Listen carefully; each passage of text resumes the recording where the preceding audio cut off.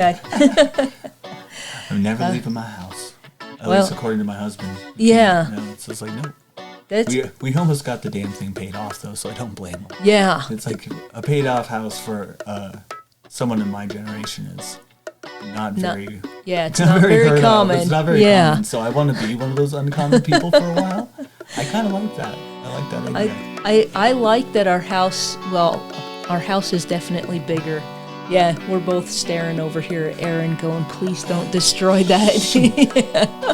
Oh, gosh, I hope she just sits there and relaxes, please. You've already broken enough of my stuff from the Netherlands. That's like my last thing from the Netherlands that's not broken by her. And she's currently sniffing it. Yeah, just be a good kitty. There you go. Thank you. Connor's big, long arms, because he's way taller than me. I like our house. I think it's a little too big, but You do have a big house. it is. You can thank Paul for picking it. You do have a rather large house. It's quiet. A beautiful neighborhood. Yes. The quietness is the main selling point for me, and we don't know if we'll stay here till we die. Who knows? But it is paid for, and we can thank his dad, I guess, for passing. I don't know. That's horrible. I don't know how else to say it. Wow. That was not a good way to say it. No, that wasn't. You got to go thank Daddy-in-law for dying on us. It was part of his inheritance. Is that better? No, that's not really better either. We were able to pay it off with The insurance company knows nothing. Man, I'm digging a hole here. Yeah, thanks. But the quietness is what I like, and I'm still trying to clean through all of the stuff that we have and get rid of things. And I'm to the point now where I'm like, oh, you want that? Take it. It's not in my house anymore. Take it. There are a few things that I will sell, but I just want to get rid of it. And who knows what's going to happen in the next 10 years, without getting too political on things. Who knows? But our intention is to stay around here at least. The original intention. Go anywhere else. Yeah. Our original intention was to stay in this house, and I like it because just wandering around the house, even without hopping on the treadmill, I easily get 5,000 steps every single day. But for me, quietness is a big thing. I don't know if I could go back to the apartment living again. No. Well, and again, just living here is nice because you could go out and see pretty sights, like one of the things we're going to talk about today. Yes. I don't know, you didn't, I think you said you didn't go out and saw the Aurora. Yes. You didn't? Yes, I did. You did go out. Not Thursday. I did on Wednesday, or not Wednesday. I did on Tuesday. Was it just as good? Tuesday, I thought it was pretty good. Yeah, good. I didn't see it Wednesday because I was too tired to go back out. We went Monday. Monday's when I saw it, I think. It's 'Cause Tuesday. we went out. Is it Tuesday? Yeah. Oh, yeah. Yeah. I went out. Yeah, it was Tuesday and Wednesday. Because I went out I was trying to think. We went out to Denver.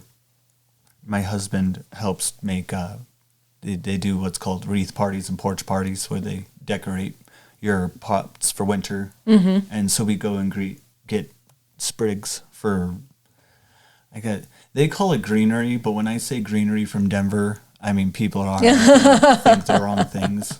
And even he said it to me, and even I'm like, what? You're going with your boss to get greenery from Denver? What? So you're crossing state lines with that? Yeah, exactly.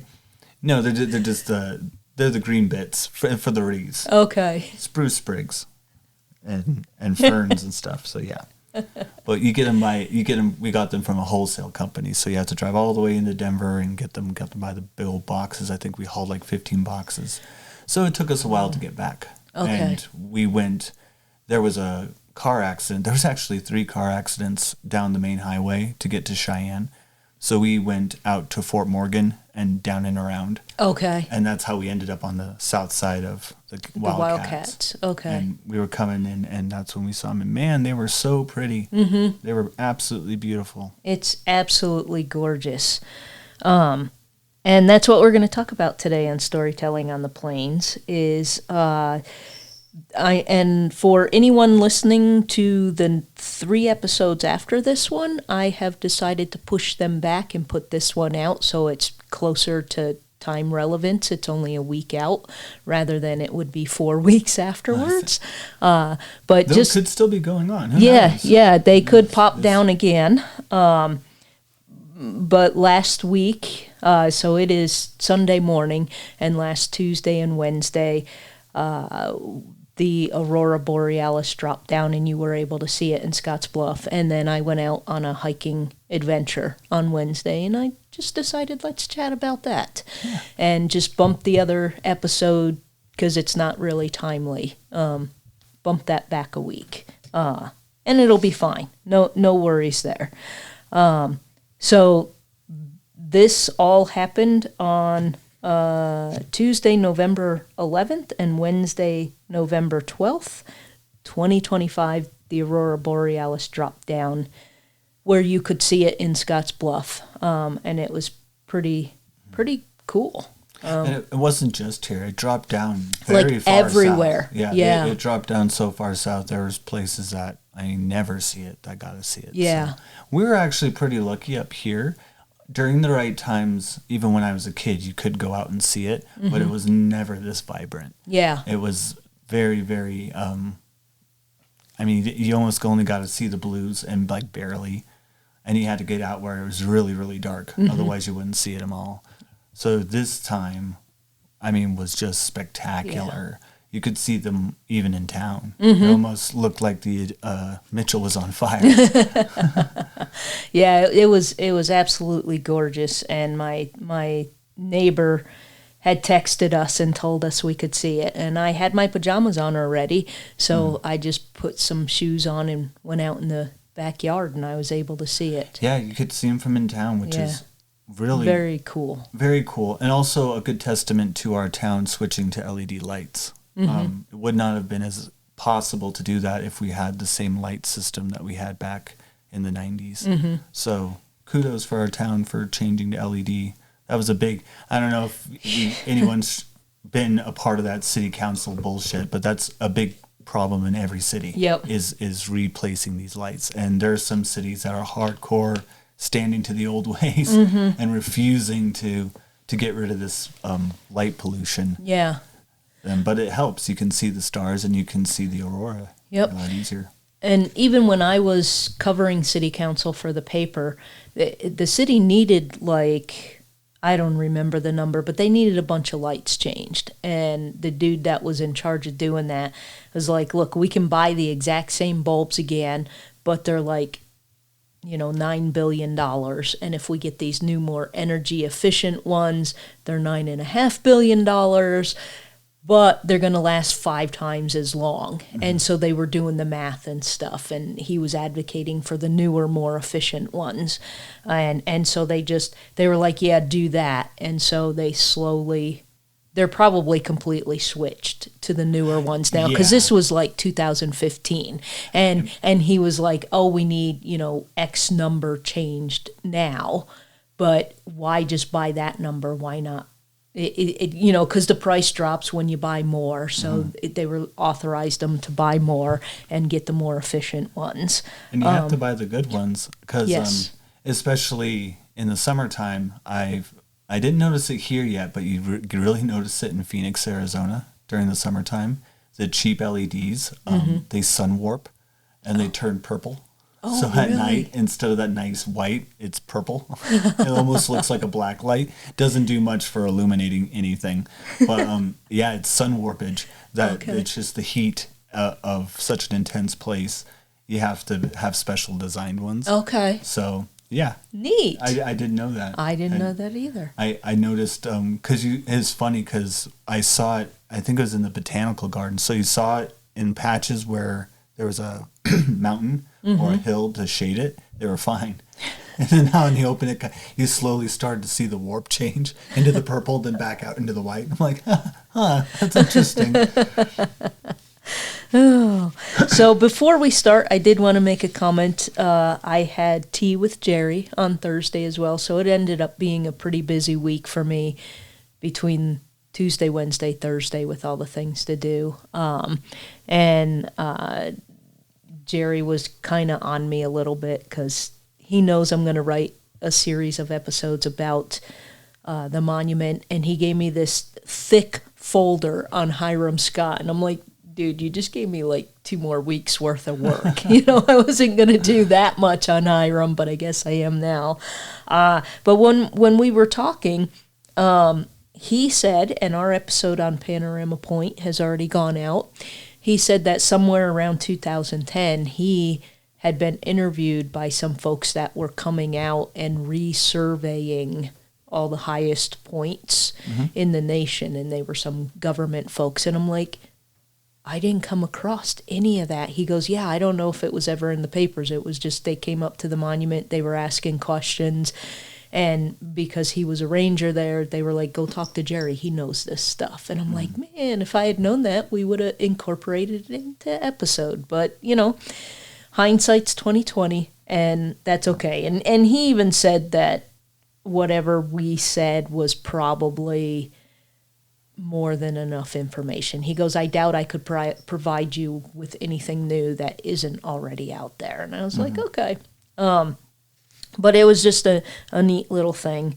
And I enjoy going and having tea with Jerry. He's working on his second book of poetry, so I've been helping him proofread. And I like his poetry. I usually just find a typo here and there, and maybe you want to comma here, Jerry, and then I can't remember the word today, but we were going over a word like henpecked. Is it hyphenated? Is it not hyphenated? And that's kind of usually what we talk about, so that he can make his poetry better. And we discussed one of his poems in particular. He wasn't happy with it, and I'm like, why, dude? It sounds fine. He's like, yeah, this stanza doesn't fit with everything else. Okay, why? And then we have this big, long discussion about one stupid word.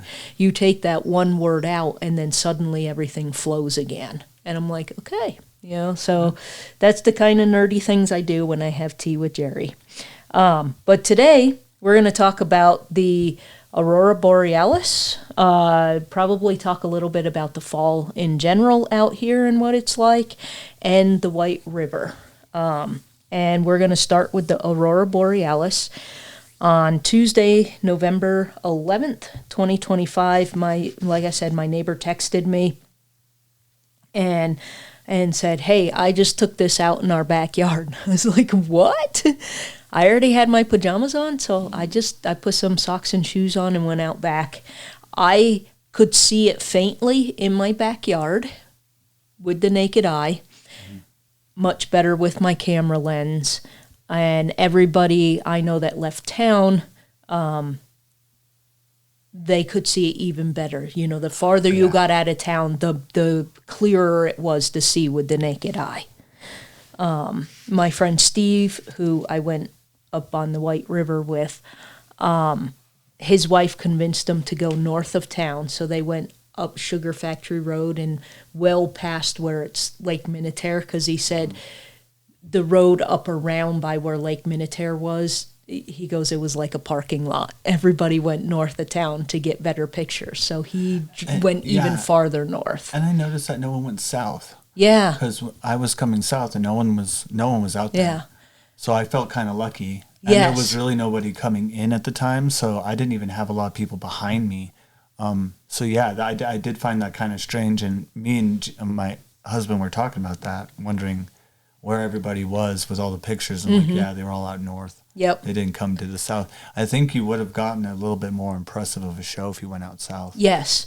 So another lady I know, Deb Carpenter-Knowlting, she used to be an English teacher, then an English professor, and she still writes historical articles for like Nebraska History Magazine or Nebraska whatever magazine, because I've relied on some of the stuff she's written before for our episodes. She lives down in, starts with a B. You go down the Kimball and you turn right and you just stay on the, there's like nobody there. It's the next town over. They're right near the Wyoming border. So many small rinky-dinky towns. Oh my gosh. And I get them all mixed up with Wyoming. Yeah, and the name of the town just went out of my head. Anyway, she's got this big red barn on her property, and she took pictures of of it with that, and I'm just like, oh my God, that's so. There's she literally is out in the middle of nowhere with darkness, and she got some really nice shots. So saw some cool ones with like people holding hands, and you saw like it was like the shadow kind of effect. I saw a lot of cool photos. Yeah. I was driving, unfortunately, so it's kind of hard when you're driving. It's kind of hard. Well, we kind of stopped a bit and looked, but other than that, we did have to keep going. I was tired. It was beautiful, but I didn't. But you're tired. I didn't even know this was happening, so I wasn't prepared. I was just focusing on trying to get home. I had no idea it was happening. I didn't see any news reports about it. There was a radio report. About it, and there usually is. But they won't say there's going to be northern lights. They'll just say there's been solar flares. Yeah. Because if there's high amounts of solar flares or a big solar flare coming up, that's usually when you have to start paying attention. It's like, oh, okay. Yeah. I did like the photo that you sent me, though. Yeah, I thought it was pretty good. Yeah. It almost looks Star Trek-y. Yes. Yes, it does. I saw that. It looked like one of the original movie pictures of like I forgot what it was. Oh, from the motion picture. It looked like the motion picture one, actually, because you put in the faces. Yeah. I was like, oh, man, that looks almost exactly like the Star Trek. That's where my mind goes. I'm so nerdy. That's all right. Mine goes places like that, too. So I thought I would look up real quick in case anybody doesn't know what the Aurora Borealis is. It's also known as the Northern Lights. And I grabbed this from Wikipedia. I believe this part was from Wikipedia. I was on space.com and Wikipedia and a few other websites, just trying to find some good definitions that weren't overly technical. Mm-hmm. So an aurora is a natural light display in Earth's sky predominantly observed in high-latitude regions around the Arctic and Antarctic.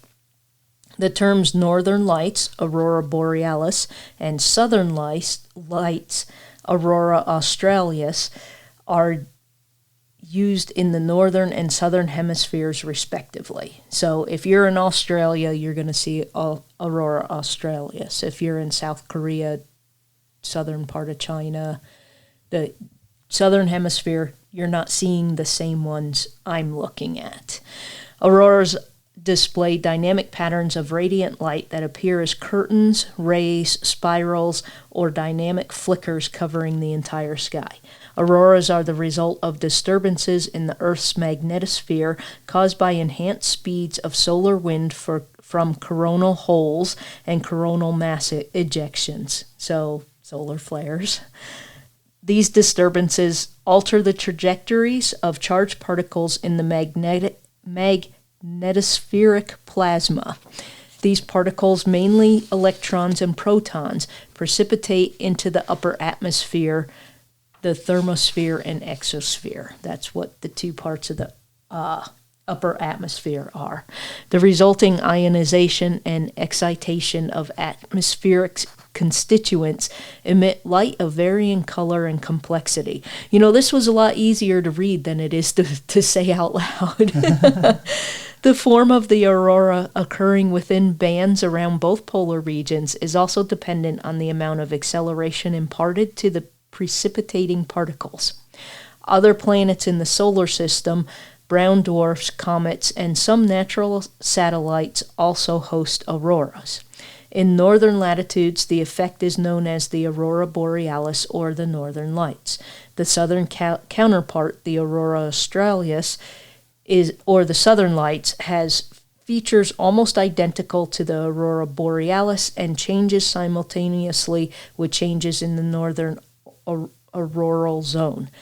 The aurora australis is visible from high southern latitudes in Antarctica, the southern cone, South Africa, Australasia, the Falkland Islands, and under exceptional circumstances as far north as Uruguay. The aurora borealis is visible from areas around the Arctic, such as Alaska, Canada, Iceland, Greenland, the Faroe Islands, Scandinavia, Finland, Scotland, and Russia. A geomagnetic storm causes the aurora ovals, north and south, to expand, bringing the aurora to lower latitudes or higher in the south. On rare occasions, the aurora borealis can be seen as far south as the Mediterranean and the southern states of the U.S., while the aurora australis can be seen as far north as New Caledonia and the Pilbara region in Western Australia. During the Carrington event, the greatest geomagnetic storm ever observed, auroras were seen in the tropics. So we live about, Scottsbluff is about a 13-hour car ride from Canada. So just to kind of give you an idea of, it doesn't drop down this far too often. No. And then the fact that people were seeing them in southern states. When I lived in Lincoln, it took me 13 hours to drive to Dallas. I sped, but it's still, it's a huge difference. So you're more than a day's drive from Dallas to the Canadian border. Mm-hmm. And people down south were able to see this. It's a huge, massive difference. And I'm also dreading the next Carrington event. They say that it's coming. It's just it's hard to predict. But if the Carrington event occurred today, we're not having internet for a good long while. Months to even maybe a couple of years. And that is the biggest threat of solar storms, is them knocking out our satellites, knocking out our everything. Yeah. That is it's a big problem. Yeah. Because what I've read, and as each year passes, we advance a little more technologically, that we might be okay. But you're still looking at a couple months without electricity, and it could fry everything for the internet. So it wouldn't just be a matter of you got electricity back, now you can get back on the internet. It could screw those cables up completely. Mm-hmm. And hopefully, as each year goes, that we don't have it, we'll be okay when it does happen. But right now, we would be kind of screwed. Well, and for our viewers, this is not a man-made thing. This has nothing to do with climate change. There is nothing you can do to prevent this, to keep it from happening. Nothing. This is a natural spatial phenomenon. Is that? Mm-hmm. Is that Yep. Yeah. Yep. So it happens. Yeah. It's like the next meteor that's going to crash here. Hope maybe by then we can prevent it. Right now we can't. Yep. Nothing you can do about another Carrington event. When did the Carrington event happen? That was in the 1800s. 1800s. Yeah. Because it was within noticeable history time. It was. Yeah, it was definitely written about. And it's just. It's the luck of the draw. It's when the sun decides to just explode itself for a little bit. That's a very non-scientific way of saying it. So when I saw them, they were right out my backyard. In between my house and my neighbor's house is where I saw them, and it was directly north of me. I know someone in Montana, and they said it was definitely northeast, but more east of them. And when I went and I looked online, and I didn't do a deep dive on any of this, but it does seem like the farther east you got in the U.S., like it was kind of north for me, and she was looking east, but some of the eastern part of the U.S. was looking west. So, but everybody could see it. So that's the neat thing, was it pretty much spread across the entire U.S. Oh, yeah. Whereas I know a couple of times before it dipped down into the U.S., I think it was like a year and a half ago when it dipped down and some people got some of the greens. around Chimney Rock, it was like in this area, like North, South Dakota, Nebraska, and then Iowa, like just those few select states. And it was very narrow, where this was like the entire stretch of the U.S. It dropped down where you could see it. Yep. And people were blessed that you got it 2 nights in a row. And we're going to talk a little bit about why I didn't go see it on Wednesday, because I was too tired. But it was a really, really neat thing to see. You saw in that one picture that I showed you, there were faint greens, but it was way more red where I was at. And then I was surprised with my photos, because I'm still learning how to do night photography. It wasn't just my photos, it was everybody's photos that I saw, how much the stars shone through. That was very cool and interesting, and I don't know enough about science as to why that works. If I was the only one that got that in my photos, I would be like, okay, now I need to learn what I did so I can do that again. But it was happening to everybody, whether they had a DSLR like I had or whatever cell phone. It was coming through. So it obviously it's something to do with how science works, and I just don't know enough about it to know that. Well, I mean, the light from the star is still brighter than the light that's given off from the aurora, from the magnetosphere. Yeah. So, see, you know more science than me. So you might wonder why they're so active right now, because when I was a little kid growing up in New York, I learned about the Northern Lights, and you had to go to Canada to see them. And it's on my husband's bucket list, and he's like, we're gonna have to go up to Yellowknife, and I'm like, I don't want to go up there. I'm like, can we go somewhere else that ain't that cold? But we were thinking, we would have to plan some northern trip, maybe somewhere in Scandinavia, to see them. And in the last 5 to 7 years, it keeps dropping down, and more people are having an opportunity to see them. So I went and looked. I'm like, well, why are they so active now? So I'm just going to read to you what I found on space.com explaining it. We are currently experiencing solar maximum, the peak of the sun's approximately 11-year cycle of magnetic activity. This means the sun is producing more sunspots, solar flares, and coronal mass ejections, or CMEs, which are massive bursts of solar material that can supercharge auroras on Earth.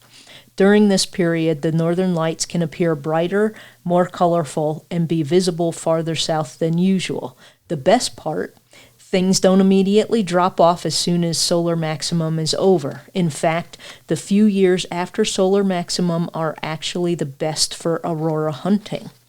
If you're planning an aurora hunting trip, now is the time, as the next 4 to 5 years will be the most favorable for auroral sightings. Frederick Cleet, solar physicist with the World Data Center Sunspot Index and Long-Term Solar Observations and Solar Influence Data Analytics Center, told space.com. And I can tell you, as a journalist, when you are on a word count, that guy just killed your word count, because his title is like 15 words long. The best time to see the northern lights is during the darkest months of the year, from September to April, and the best time to hunt for northern lights is between 9 p.m. and 3 a.m., as that's when most of the aurora action occurs. The northern lights are actually happening 24 hours a day, 7 days a week, 365 days a year. Yeah, because there's constantly solar activity coming towards Earth. Yeah. You just can't always see it. Yeah, and during the day, you're more likely to dismiss it. It's just the sunset or the sunrise, or maybe we just get the blue, because you get the blues, then the greens, then the yellows.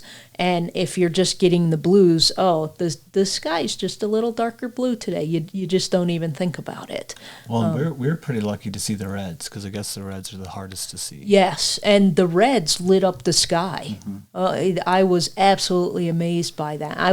At first I was bummed because I could kind of see the greens, but I couldn't get them photographed just because of where I was at. Yeah. But then I'm like, no, the reds are the hard ones to see, because the one, and I want to say it was about a year and a half ago down there by Chimney Rock, because I had debated going out, but it was 11:30 at night. I had my pajamas on. Somebody woke me up to tell me about this, and I was like, yeah, no, I'm not getting dressed and driving 25 minutes to Chimney Rock. And I looked at the pictures the next day, and it was all greens. So there wasn't really any reds then. So I'm very happy that I got all the reds that I got. So just keep an eye out. There is NOAA has a website. And it's maintained by the government. For now. That has you just go do a search. Where are the northern lights tonight would probably be a good enough search. I just happen to have it bookmarked because I'm a nerd. And it will take you right to a picture of where the northern lights are expected in the next 24 hours. Oh, nice. and you can check. And then just, plan accordingly. This just completely pulled me out of the blue. I'm just chilling at home. We were watching Firefly, and my neighbor's like, "Oh, I just took this in the backyard." What? Okay. Yeah. So if you get a chance, go out and see them. They are spectacular, especially if you live somewhere in the U.S. where you literally don't have to travel more than 5-10 minutes out of town. Take advantage of it. If I knew, in all honesty, if I knew this was happening, I probably would have driven at least halfway to Agate to get some really good pictures. But I didn't know, and I had my pajamas on, and I wasn't going through all that effort. And this was my first time I saw the Northern Lights in person, and it's the first time I tried to photograph them. So did other people get better pictures than me? Yes. One, they have better cell phones than me. My cell phone camera is absolutely horrible at taking pictures. And I have a DSLR, and I'm still learning how to do night photography. So, maybe in 5-10 years I'll be better at night photography. But I didn't have time to, I got to run back in and look at this website. What settings am I supposed to? I'm adjusting settings on the fly to try and get better pictures. And I've never been really good at night photography. It's just I'm not saying that I'm too stupid to learn. It's just there's something there that's not clicking with me. And one day it'll click, and then I'll be better at it. So that's the Northern Lights there. We're going to shift to the White River. And I just threw my notes away. Whoops. I need some notes. Well, I probably wouldn't, because I went, so I know what I'm talking about. But so this was Tuesday night. On Wednesday, November 12th, I got up at 0:30, also known as 5:30 a.m., to go with two friends fly fishing along the White River. They went fly fishing. I took photographs, and then I trudged around through the brush. It was fun. There's where we went fishing, you're allowed to go fishing, but there's no trails there. There was one spot where you kind of, that might have been a game trail. Yeah, and I wasn't even sure if it was a game trail because it was overgrown enough. Yeah. Then I'm like, is it? Isn't it? So I just, I just made sure to keep the road on my right and the river on my left, and I figured I would be okay. But I had fun because I trudged around, I saw some cool things, took some cool pictures, and just had a blast. These two went fishing again Friday morning, and I couldn't make it because I already had other plans. But my one friend Sandra, she wanted me to try and get some pictures of her. Is it called a backswing? Because fly fishing, you flop it on the top of the water, and your fly is supposed to look like some insect that the fish eat, and then you pull it up and then you put it down. It's not like regular fishing where you cast your reel and then you sit there and wait for something to eat it. It stays on the surface of the water. And she's trying to figure out if her technique is right, if she, what she needs to improve and stuff. And it's hard to do when you're just out there. So she's like, hey, can you try and get some pictures? I kind of failed at that. Every single one, she was already going forward. Because she would stand there for a while and la la la la la la, and then whip the pole, and I'm like, I wasn't ready, And you don't want to yell and scare the fish and make too much noise because she's trying to catch fish. But I did get some neat pictures of them, and then eventually I wandered off from her, and that's what we're going to talk about today. And we're going to talk a little bit about the White River as well. So we're going to start with some basics. The White River is a Missouri River tributary. God, all these words today. It's a Missouri tribute band. There you go. It flows. See, it flies. I'm already fishing. Jeez. It flows 580 miles or 930 kilometers through Nebraska and South Dakota. It is the third longest river in Nebraska, and it takes its name from the white-gray color of the water, which is made of eroded sand, clay, and volcanic ash. And all of that is sourced near the Badlands. And if you've ever looked at pictures of the Nebraska Badlands or the South Dakota Badlands, you will totally get this color, and you'll understand where the gray comes from. I wanted to note that the water itself isn't white gray, and that's how every place described it online. The water is actually very clear. It's the bottom. It's the bottom that you're seeing. And I don't know why everybody writes it that way, because it's the bed of the river. It's not the water itself that's that color. To take a glass and just scoop up some water. Yeah. Dummies. So near Harrison, Nebraska, in the Pine Ridge Escarpment, the river rises to an elevation of 4,861 feet, or 1,482 meters above sea level. So that's your river bit, technical bits there. And according to Wikipedia, it flows southeast, then northeast, past Fort Robinson and north of Crawford. And if you're up in that area, you'll see White River, this, that, and the other thing. It's not a very big river up there. No. I don't know what it is at its widest, but it's not very wide up there. It's the pictures I've seen. I think I didn't look, but from the pictures I've seen, I think the widest bits are up in South Dakota. Because here you can literally walk across it. It does get deep in some parts, but there were parts I could have walked across. My shoes were waterproof, but they're also just your basic hiking boots, so they just come above my ankles. Yeah, I wasn't walking in the water, and but to walk across, I'd be like 5 steps and you're across. Yeah, at the widest bits where I was at, 5 steps maximum, and I'm only 5'4", so it's not that wide at all. So the river.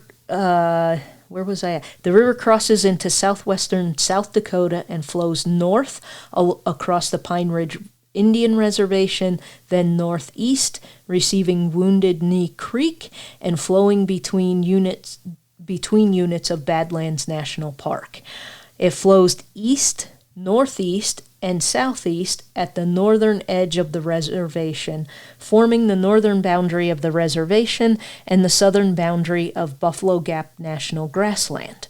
It receives the Little White River about 15 miles or 24 kilometers south of Murdo and flows east to join the Missouri in Lake Francis Case about 14 miles or 24 kilometers southwest of Chamberlain.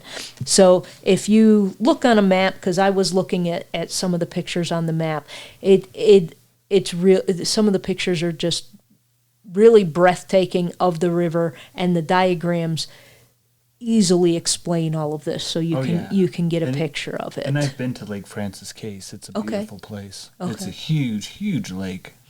Yeah, it's absolutely gorgeous. And there's actually an old fort down there too. Okay. I don't think it's called Fort Francis Case, but it's called It was called Fort Clark. Okay. I don't know. It's not nearly like the impressive Fort Robinson. It's just the your small basic fort. Not even that. It's just the outlines. Oh, okay. It just told you where the fort once was. Okay. It's just basically a big open land. Okay. And what looked like and ruts. Just little mark. Yeah. Okay. Well, you can tell they're the foundations of houses, foundations of this and that, but that's all there is. Okay. And then there's a pretty dilapidated church just outside of that fort that was really pretty. That always caught Jason and I's eye because it looked like it was half crumbled down. But yeah, that's all. Neat. Lake Francis Case and Chamberlain. Neat. Chamberlain's beautiful too. If you ever get a chance to go out to Chamberlain, I know that's out in South Dakota, but it's pretty. Okay. Yeah, and this gives you a little better idea too why it was so important to the Lakota. I mean, it literally runs all through their land. Well, and Chamberlain's on either side of the Missouri River, and the Missouri River's huge. Yeah. That's like a couple miles across. Massive. Yeah. I'm not crossing that with my feet. I'll get a boat or drive over a bridge. So the Discover Northwest Nebraska website has a neat little road trip, which is about 15 miles long, I think. Even if you don't get out of your car, it's a pretty drive. And we drove on a good chunk of it while we were headed out to go fishing, photography. I was doing photography. And the neat thing is there's signs along the way. They're rectangle, vertically rectangle, yellow signs that say that you can fish there, but you have to walk in. You can't drive your car down. And I have one picture of Steve and Sandra walking down toward the river, and there's this tree and there's some hay bales, and it's just this awesome picture. And you can drive down there technically, but it's private land. So the folks that are driving down there are the folks that actually own the land. Yeah, and please respect them. Yeah. Because if you don't, they'll close it off. They'll close it off. There won't be a fishing spot. They'll just pull it out, and you can't fish at all. Definitely be respectful. And it's basically, the private landowners up in that area just said, yeah, sure, you can fish there on my land. You just have to walk in. Got tired of people knocking on their door. Yeah, probably. So I believe the signs are put up by Game and Parks.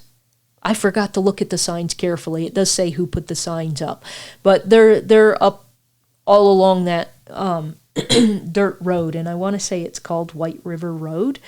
I'm not exactly sure, but it's not that hard to find it either, especially if you go to Discover Northwest Nebraska's website, because they're like, here's a nice little road trip you can take up here from Fort Robinson and see some cool things. And so we were on part of that road tour. We didn't do the whole thing. And the website also talks a little bit about Glen, and I was happy I came across this while I was looking for some stuff about the White River, because Steve had been talking about Glen as we passed it. I don't know if you count Glen as a ghost town, a village, or whatever. It only ever had a few buildings when the railroad had gone through. There's still a few buildings there. There's still a few people that live right there where it was. Kind of like Hemingford. Yeah.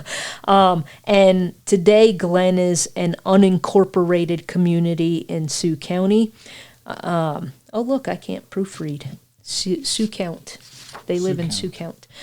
It was named for the surrounding glen and had a post office established there in 1887, which was in operation until 1953. And there is also a Glen, Nebraska in Dawes County, so don't get the two of them confused. That Glen still has people living there. this one does, but it's an unincorporated community. It's kind of like Henry. I think Henry is unincorporated as well. I believe so. Yeah. Don't quote me, because they do have a small little town on the other side of the track, so I don't know. Yeah. I don't know if they're unincorporated or not. And Henry is much bigger than this. There's not even because Henry, there's a little population sign that you pass, and not for Glen. There isn't one for Glen. Henry's considered a village. Okay, so the village of Henry. Okay. So when the railroad went through, Glen also got its own little general store, which makes sense. All these little towns along the railroad that popped up from time to time, they always had a little general store, and if the train stopped, you could get stuff. So we drove through what used to be Glen on our way out and on our way back, and on our way back we had to stop to let the cows pass. Welcome to Nebraska. Yep. So I took a few pictures and sent them to my relatives, and my one cousin was like, "Oh my God, traffic!" And I'm like, "I hate you so much."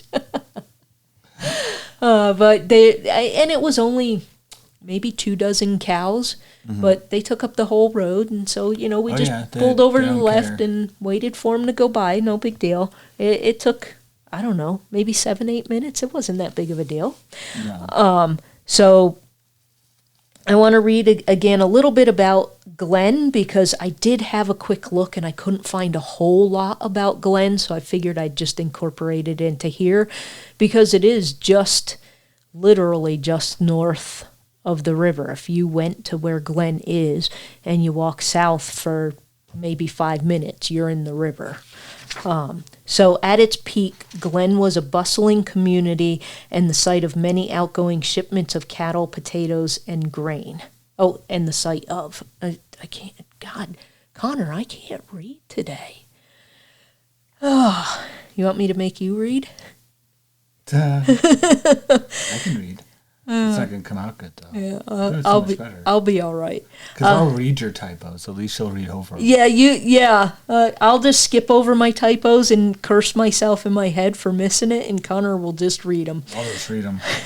When the Kincaid Act was passed, which promised more land to new settlers than previous agreements, some began to leave the area to collect their 640 acres elsewhere. As automobiles began to make the nearby larger towns more accessible, the stores in Glen began to close, and the passenger train stopped running along the Cowboy line.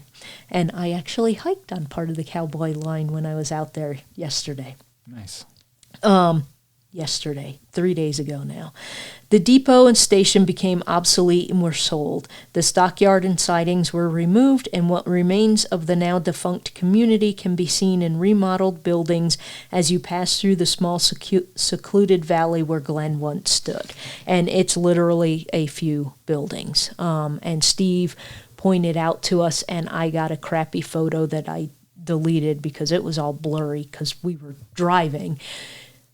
Because I'm in the back seat, and he's literally saying, "That's where the general store was. That building is what the general store was."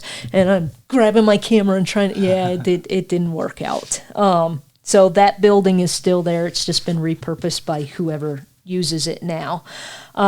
So I would also suggest you go to the Discover Northwest Nebraska website, because they have a neat little write-up on that whole area. And I didn't want to sit and quote the whole thing, but they've done their due diligence, and they have some really good information on there. And I know the folks that run it, and they would not just write stuff unless they went out there. So if they say this is 13 miles from this place, they calculated it. They went out and they did it.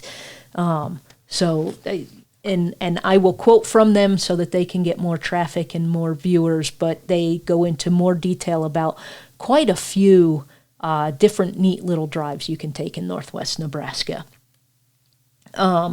And I will probably quote from them again. I mean, I did so in our upcoming episode that we're pushing down the road a little bit on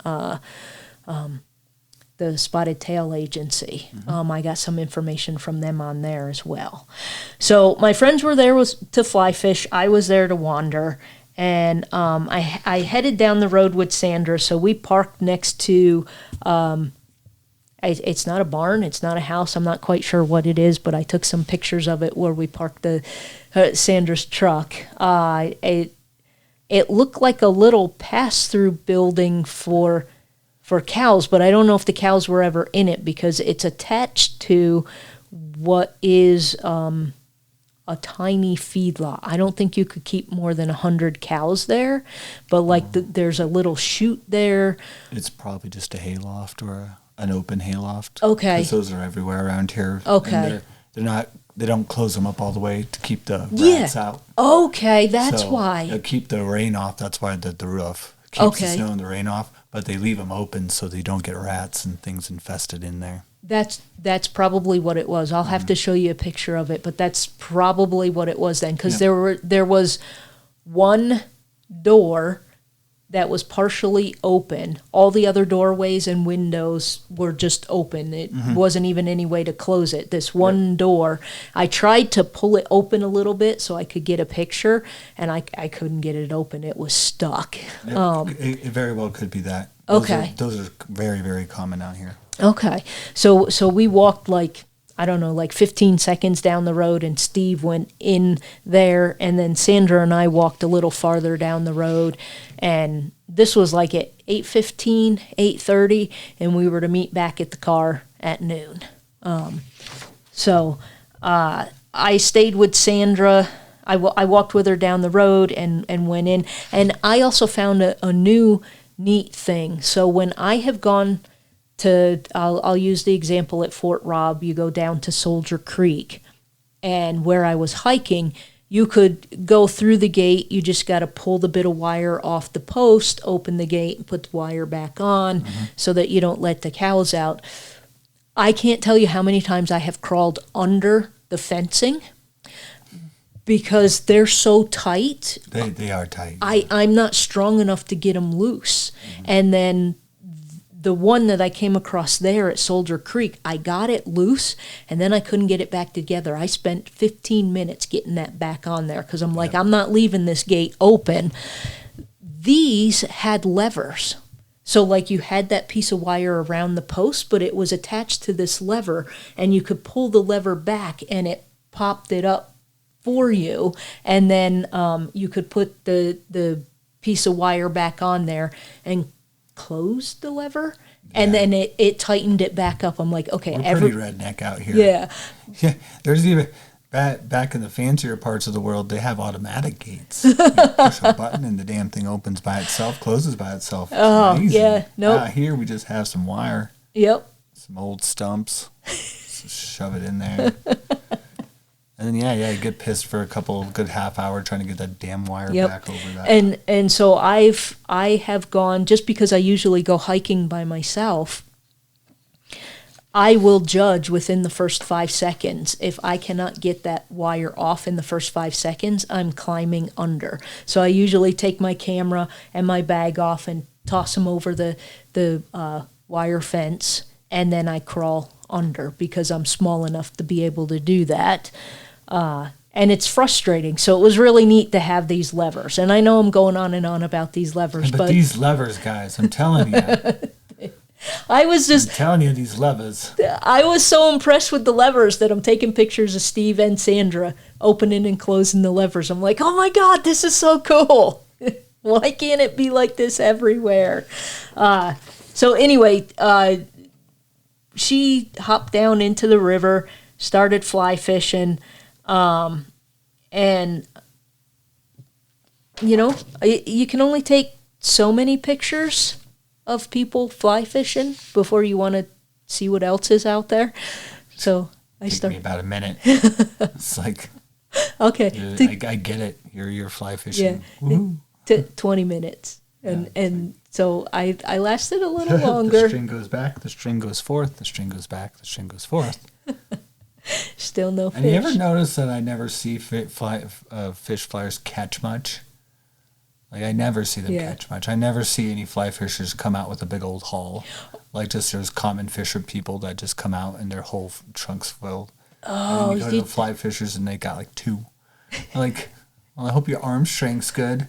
well, you'll be surprised to hear how many they caught at the end. Then Did they catch some? They got quite a few. Yeah, That's good. It's just an but you're right, observation yeah. I've seen working at Custer State Park Resort. I gotta be around a lot of fishermen. Yeah. And the fly fishermen, especially, I worked with a bunch of Indonesians. And Okay. They did both, but they were mostly just common fishermen. They knew what to do to get fish, and fly fishing was just kind of a fun thing for them. So they Yes. would laugh at the people who would do it all day and just catch nothing, and they'd come back with just like 2 coolers full of rainbow trout and just laugh at them. And Steve and Sandra were participating in catch and release, so See, I don't get that. nothing came That- home. that- And that- in my I don't get it. opinion, I don't like fishing, but if you're gonna make me go fish, if I catch it, it's dinner. I know people who sport fishing and just shake my head at them and it's like, Yeah, I don't it's just understand a it waste at of my all. day. Yeah, but they had fun. To Well, them, and I that's get it. fun, which is cool. And that's yeah. what's important. But is to you you have a and good me, time. nope. To Nope. you and me, we're Oh, I've been asked so many times to go fishing, and I'll entertain a few of my friends and go with them for a little bit. But I'm just like, guys, yeah. no. It's never been my Even thing. normal fishing for me doesn't make any sense. Yep. I'd use a net.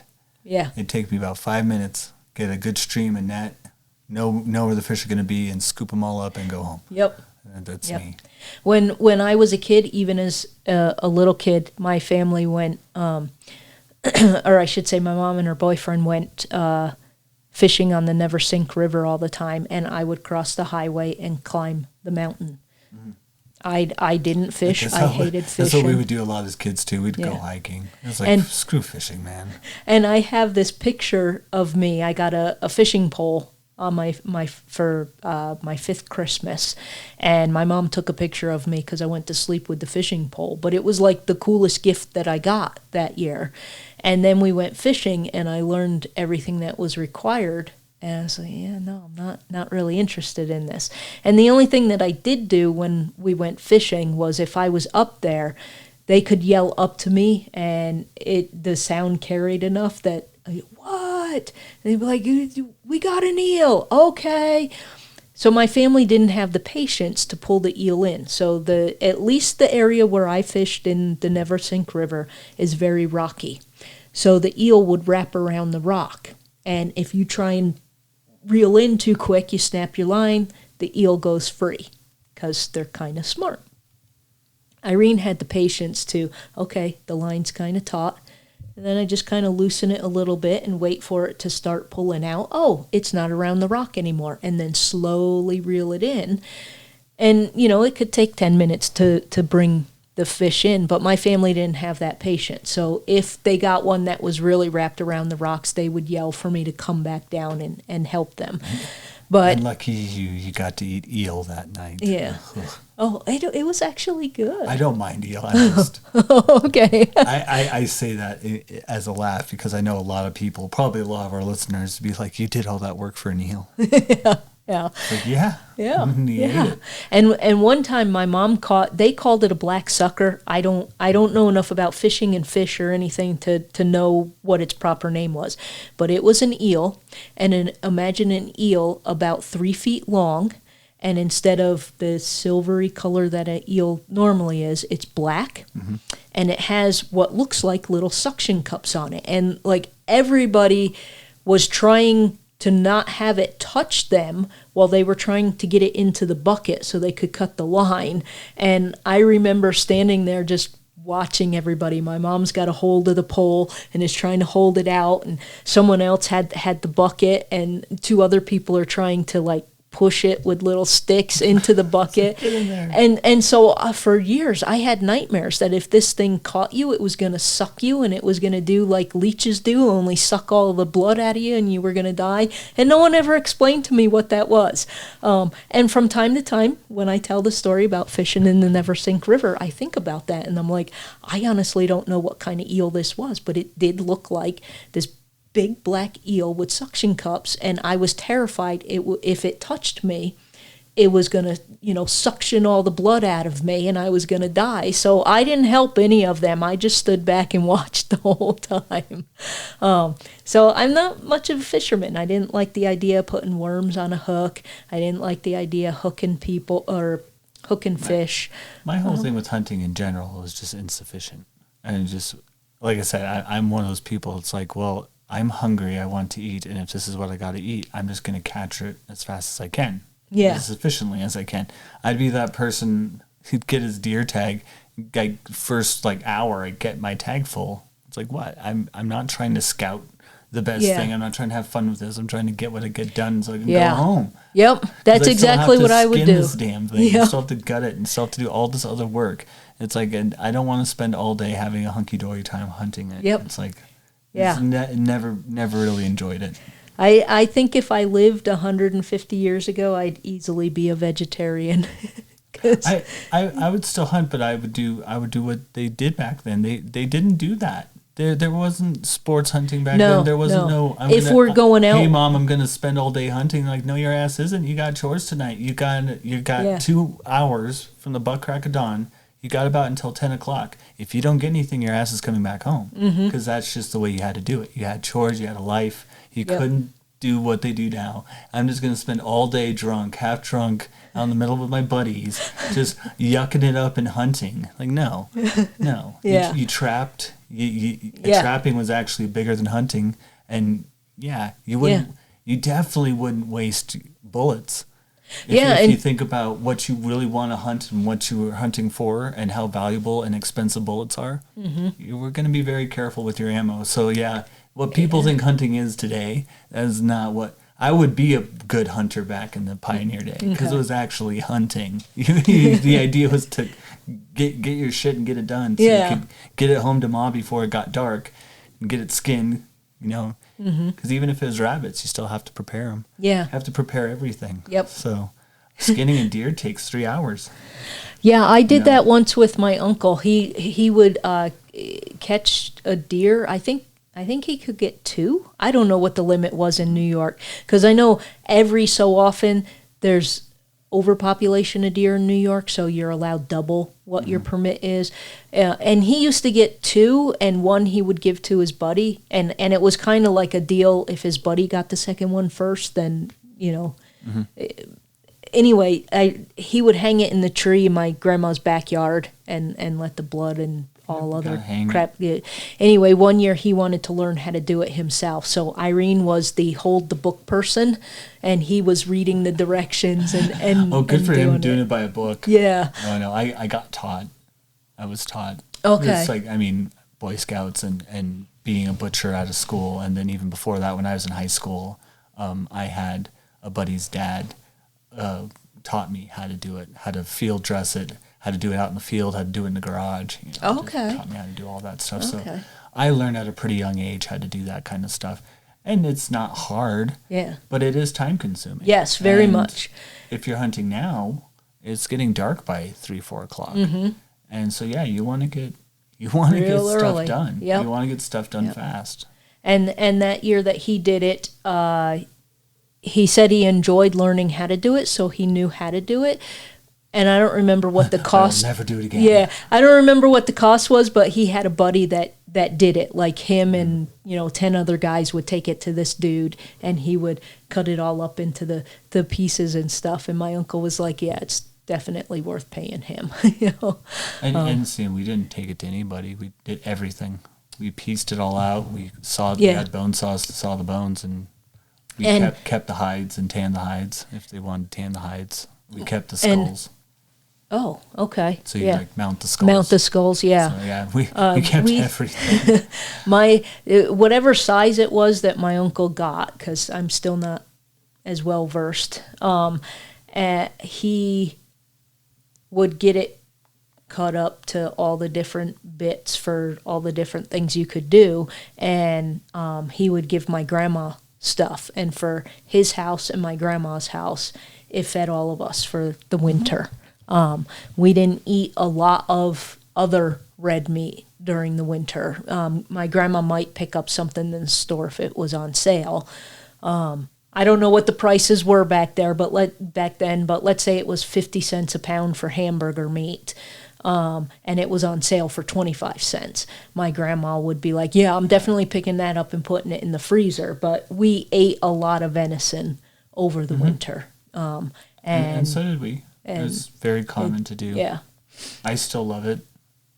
Even antelope, which I don't get a lot of anymore. But yeah, I ate a lot of that. Ate a lot of turkey, pheasants galore. I ate a lot of pheasant, ate a lot of duck. Yep. Yeah, they're all over here. Yeah.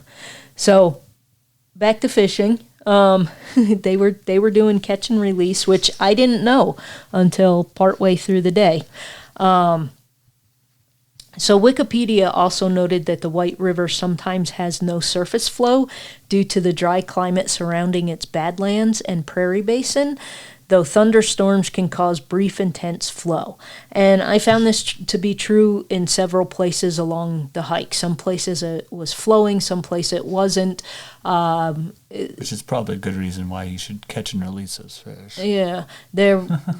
Where we were at for our first stretch on the river, I passed 3 beaver dams, and Steve was pointing out to me that, just on the top of the beaver dam, the fish like to chill out there where the water pools, and how they like to hide under where parts of the land overhangs, because they can hide from predators that way, and so that's where he's fishing and catching them all.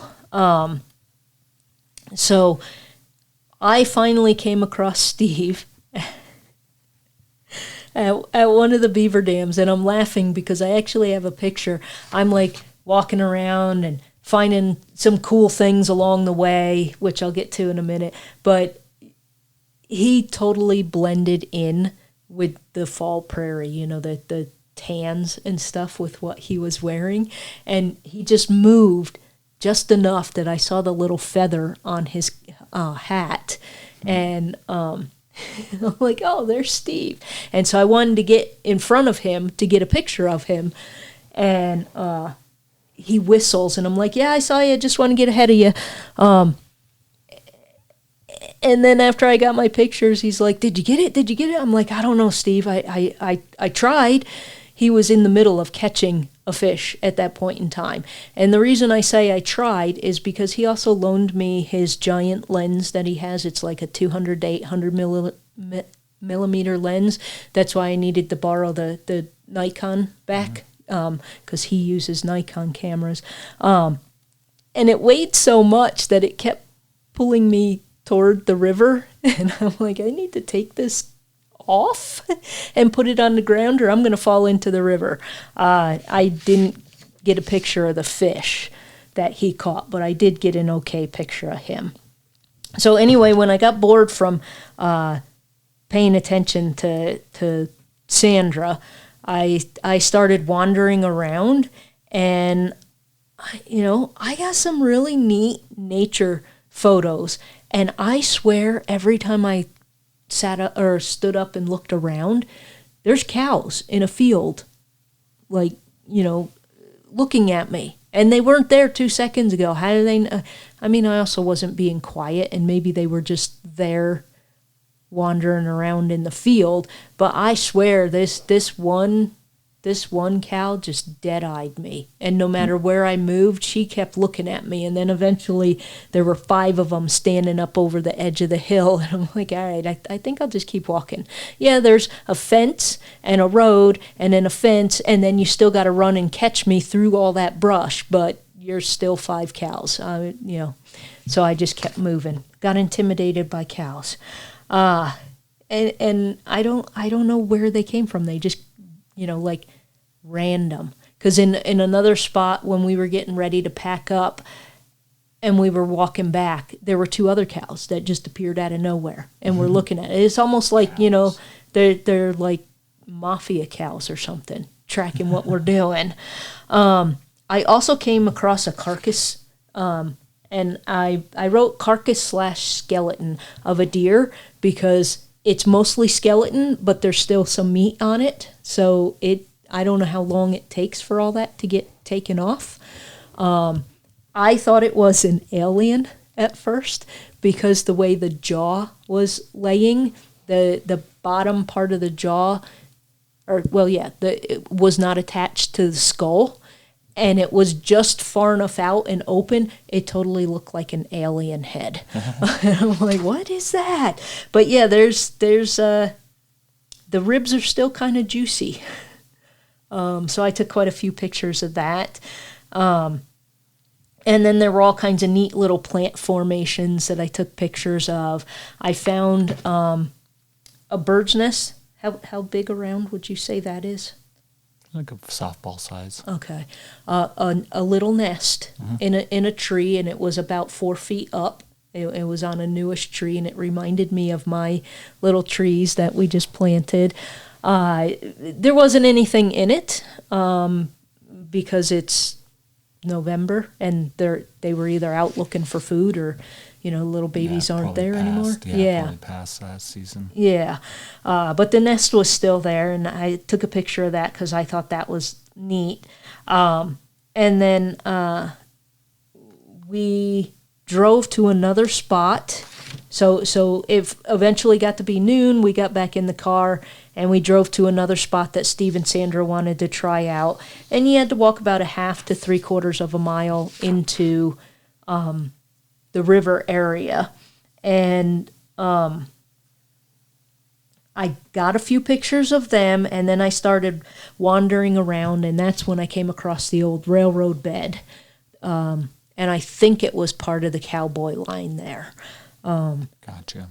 And I followed it back, hooked up with Steve, and then we walked back, hooked up with Sandra, and then walked down along the old railroad bed. And I was trying to get this picture because they're ahead of me, and it just reminded me of the kids in Stand By Me. With them walking by, because Sandra had her net, and it was draped behind her shoulder. You found your carcass to poke at it with a stick. No, I didn't. Dang it. And I told Sandra I was going to take that picture and just name it, the old people's version of Stand By Me. Stand By Me, 2025. They all grew up. And so we walked down there, and a lot of the ties are still there. And as we were walking where the line was, I found one metal bit that had the actual spike that you put into the ties.